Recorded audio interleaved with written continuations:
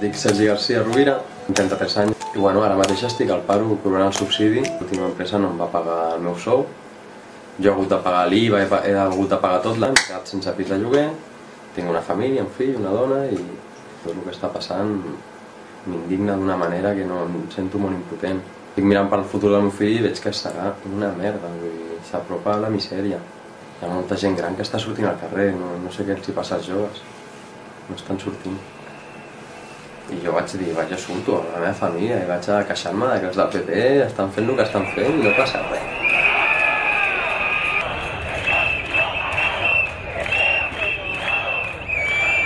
I vaig explicar on anàvem, què és el que està passant, per què ens volíem queixar, de que volem treballar, de que vull tenir la possibilitat que tingui una educació bona. I bueno, té 4 anys i hòstia, ho va entenent. I llavors va marxar amb la dona. Em vaig quedar jo perquè sí, la meva dona estava d'acord, em va dir queda't. Y mira que ella no volia, pero cuídate, que no te pase nada. Y yo, no voy a hacer nada, ¿sabes? Yo estoy aquí por...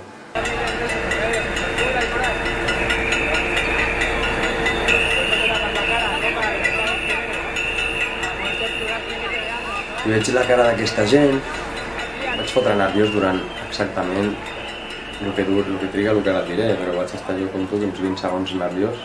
Em vaig encarar davant de cada policia i li vaig dir, exactament li vaig dir això, li vaig dir tu hijo se va morir de hambre igual que el mío, mercenaris de merda, fills de puta. Al revés, fills de puta, mercenaris, els teus fills es moriran de gana igual que el meu. Li vaig dir així, això, a un, a l'altre i a l'altre, els 3 que hi havia. A mi passar pel costat d'una pistola em crea una sensació de que em pot matar, de que se li pot girar el cap i matar-me. I dic, aquest home, jo li puc dir el que sento, li puc dir que està fent, que no, que per què no està al nostre bando, els hi vaig dir també, ¿por qué no estáis aquí? ¿Sabes? Estoy pidiendo que no te recorten el sueldo a ti, que no me recorten a mí, tener una educación para tus hijos y para los míos pública, no. Vam fer una mitja retirada i vaig dir, yo tengo que tirar los huevos, he venido aquí a tirar los huevos y a seguir, ¿sabes? A donde lo que haga falta. Vaig girar i vaig dir, zas, 2 ràpids, a la C del PP. Em van trepitjar, em vaig caure i se'm van tancar la resta dels ous. Només em vaig tirar 2. Però vaig impactar la façana de la C del PP, que és el que anava.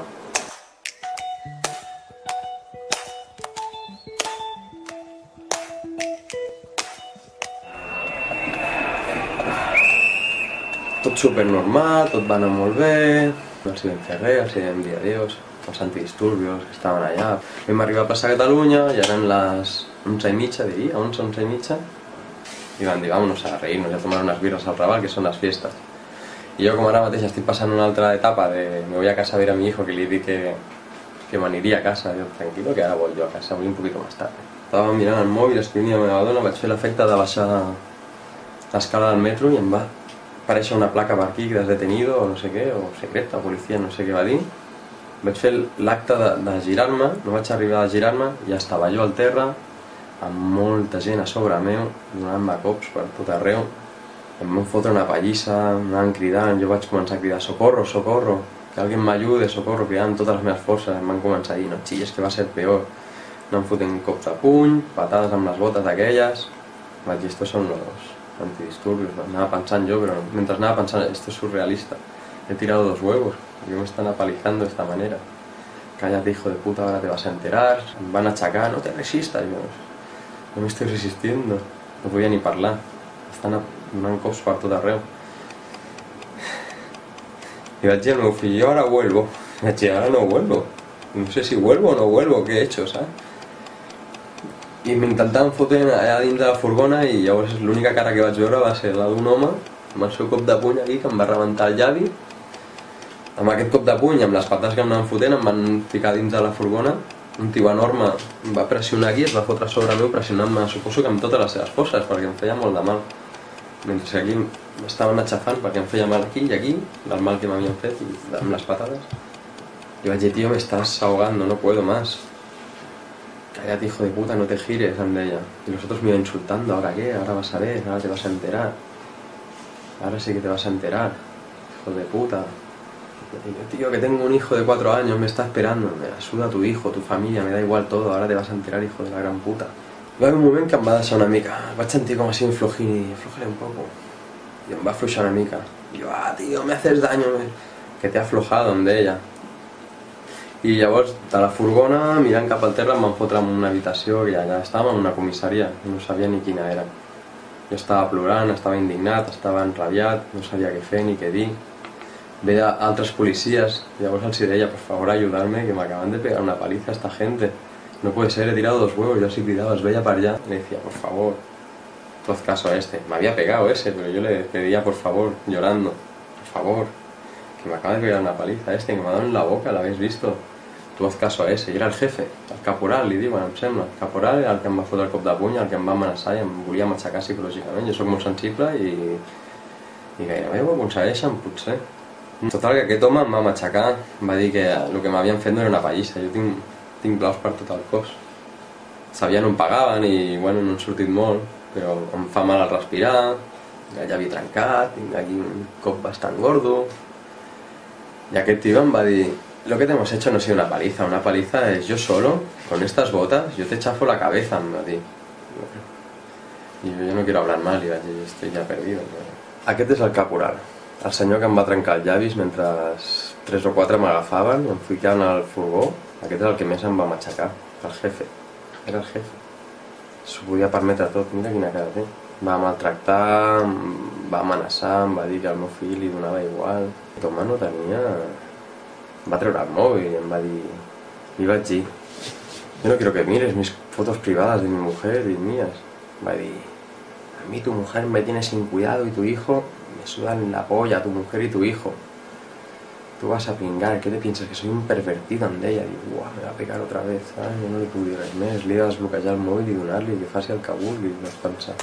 Van portar les corts, potser la pitjor experiència de la meva vida, més que la pallissa era surrealista, em va fer un mal impressionant, psicològic, físicament, però per això, allò, els zulos aquells, els calabozos, allò era un rotllo molt xungo, molt. No sé si entrar en detalls, no tinc ganes.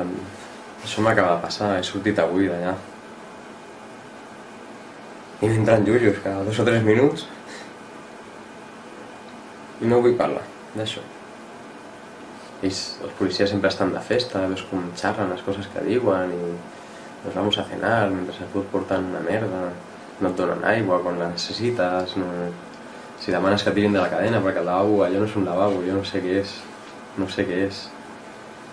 I el tens allà i demanes que tirin de la cadena perquè el senyor que s'ha menjat l'entrepà ha hagut d'anar al lavabo perquè li ha sentat malament, llavors tu decideixes no menjar res. Jo vaig demanar constantment cada 10 minuts des que em van anar a pallissar, des que jo tenia el telèfon així i jo veia la foto de la meva dona i m'estava fotent patada, jo pensava, la que pugui la truco perquè no pot ser que jo no arribi a casa avui, que sàpiga que no arribaré a casa. Necessitava dir-li perquè no, jo ja estava patint, perquè havia de patir la meva dona i el meu fill, que estava d'espera a les 12 de la nit esperant-me. M'ho van explicar després i jo no. I llavors jo intentava amb totes les meves forces comunicar-me amb la meva família perquè no pateixin ells, i els volia dir que estava bé. No em deixaven trucar, em deien que no, que era impossible, que llamarían ellos. Nunca llamaron. Mai van trucant tota la nit. Em sembla aberrant i em sembla horrible.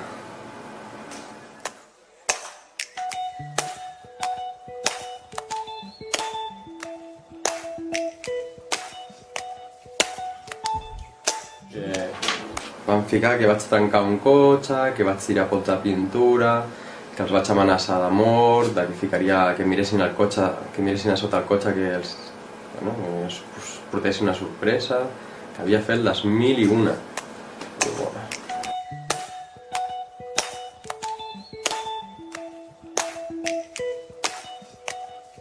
Molt seco, em va dir, estàs segur del que estàs fent, perquè això pot ser... està penalitzat, saps? Acusar algú d'algú que no és veritat, sí, jo vull denunciar aquesta gent. I vaig sortir d'allà, llibre, per fi, una sensació. He fet la denúncia escrita i he arribat a casa, no sé a quina hora, a les 5 de la tarda. M'he hagut de fer una dutxa molt llarga. I bueno, em van entrar en llullos, com ara.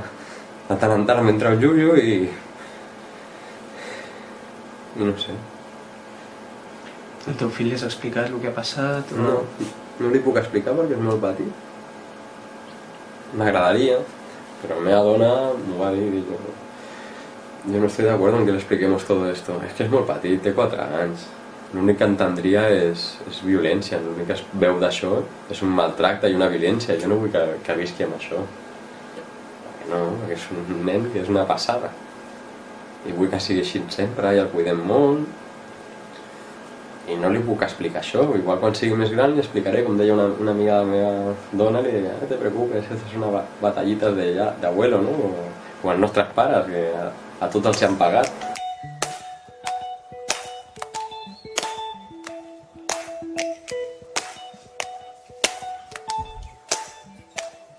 El capitalismo produce hambre en todas partes, produce hambre allí donde la gente no tiene nada que comer, más de 1000